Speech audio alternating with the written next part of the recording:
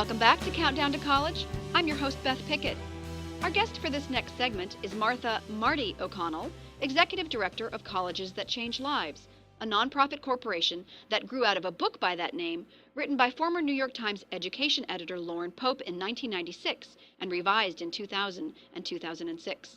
Ms. O'Connell is also the former Dean of Admissions at McDaniel College, one of the 40 colleges profiled in the book. Marty joins us by phone from the Colleges That Change Lives offices in Westminster, Maryland. Marty, welcome to Countdown to College. Thanks, Beth. I'm very happy to be with you and your listeners.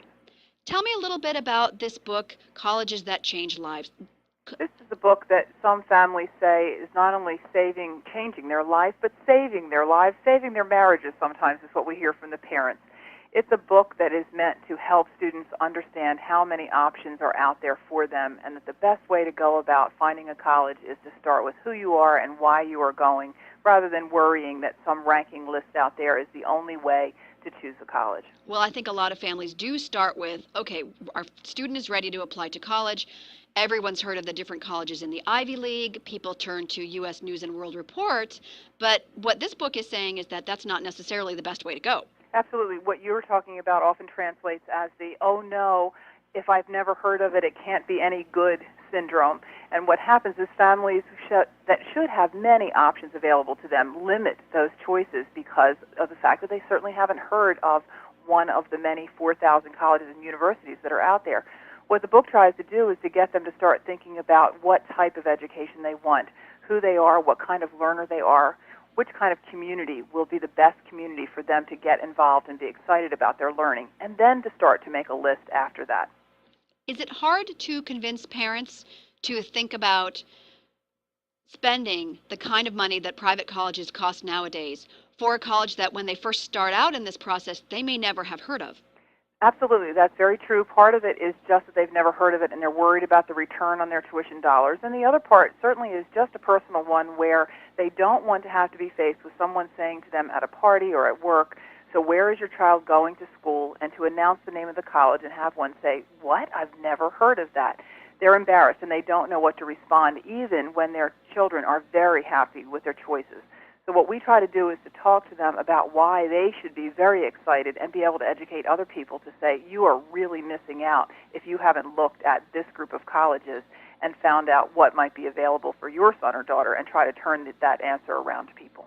This group of colleges that is profiled in the book, they are in general very small, and I would say 5,000 or fewer students in the student body, and nearly all liberal arts colleges. Is that correct? That's correct. Mr. Pope was looking to give people an alternative to the Ivies, and the Ivies are liberal arts colleges. And so what he wanted to say is, here are places that really do pay attention to an education for a lifetime.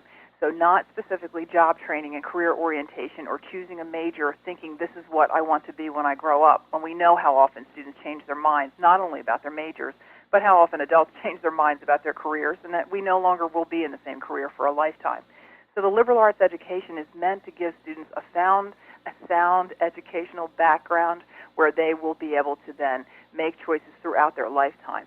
As far as the size is concerned, Mr. Pope was specifically looking for colleges of 4,000 and under because he knows how important the interaction that students have will be to their success in their education.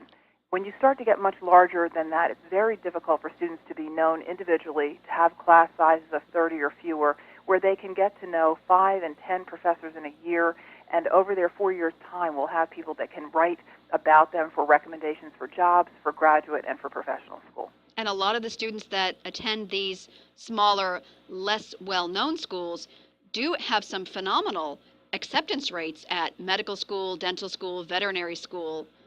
Absolutely, and this is the piece that really turns parents around, the ones who are worried about their expenditure and that maybe if it's not a name brand school, their children won't have the success postgraduate.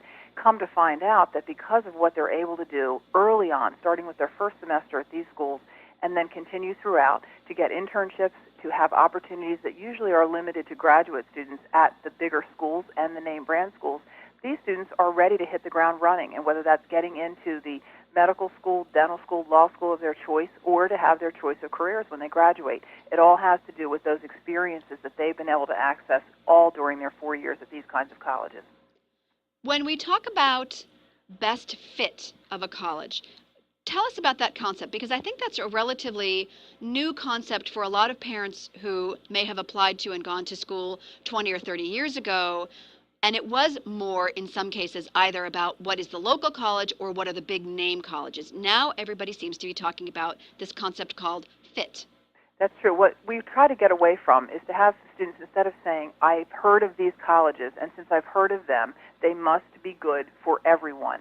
And that simply isn't the reality. There are many students who are not going to have a successful time academically, socially, and in all other ways at an Ivy League institution, even though they might be able to gain access to that school. What we try to do is to get families to step back a little bit to say, how do I best learn? Start talking about the learning style they already have. How do they interact with others? What would they like? What would they be disappointed about if they couldn't do when they were part of these institutions? If they had to be put off from being involved in the student newspaper for 2 years because there were so many people pushing them out of the way, would that be a disappointment? Would they rather be at a place where they could be involved immediately? Pulling out those kinds of skill sets will give then that fit that we talk about, so that a student is starting with the characteristics about who they are as opposed to who is that school and where are they ranked on some list. That's where you get the fit. So one student's perfect college is going to be a place where somebody else may not be successful. In general, the schools that are profiled in the book are somewhat less selective than the Ivy League or the Ivy caliber schools. Does that help the families relax a little bit about the whole application process and where will I get into school? Is it easier for students, especially if they are not necessarily straight A students, to gain access to some of these schools that are mentioned in the book? The average admit rate of the group of schools is 60%, and certainly there's a range there then, so some are more selective than that. What we do in traveling the country and offering programs where we try to talk to families about this is we try to lower their stress level. Certainly in my travels and speaking engagements throughout the whole year, what I hear is, I am so afraid I'm not going to get in anywhere. And that really is an absurd statement in this country when we have so many options for higher education. So we use these 40 colleges as examples of places where students will have a chance to be admitted, and also they will have a chance to be successful, and that their fears that just because they can get into these schools that maybe then they won't have success later are unfounded fears. And that's certainly what we try to do as we talk to students about why they need to broaden that list and stop worrying and only gravitating towards the schools that they may not get into. Now, certainly in this culture of ours that's name brand crazy, and we certainly are driven by what we know about names, it's difficult sometimes to convince students and families that they can have a stress-free college search by looking at colleges that are admitting more people than they're denying. And that the reality is that is the majority of colleges in this country. I noticed on the Colleges That Change Lives website that your organization and representatives from the colleges noted in the book will be touring in August and September, doing a presentation and college fair. Is that right? That's correct. Each year we do 4 national tours. This is the 11th year that we've been doing that. We started in May, where we began in the Northeast and did 6 cities in 6 days, and now we will be in the West Coast in August and in late August in the South, and then in the second week in September we'll be in the Midwest. And what we do is we go to cities, and we are usually in hotel or convention center settings, and we start with a 30-minute presentation talking about the search process, how to approach it for a stress-free college search, and one that will end up with a good fit. And then the college fair gives families an opportunity to meet the representatives from usually about 37 of the 40 schools that travel, and to use them not only to find out about those individual colleges, but as a resource. This is what sets Colleges That Change Lives apart. These are colleges that are collaborating to try to do counseling and to help families find a true college fit. So very often during the college fair, families are surprised when they find a college representative saying, I really cannot offer that to you, but why don't you step down 2 tables and talk to one of my colleagues? And so it really is a collaboration, which is part of what Lauren Pope really helped us get to and talked about as part of his philosophy.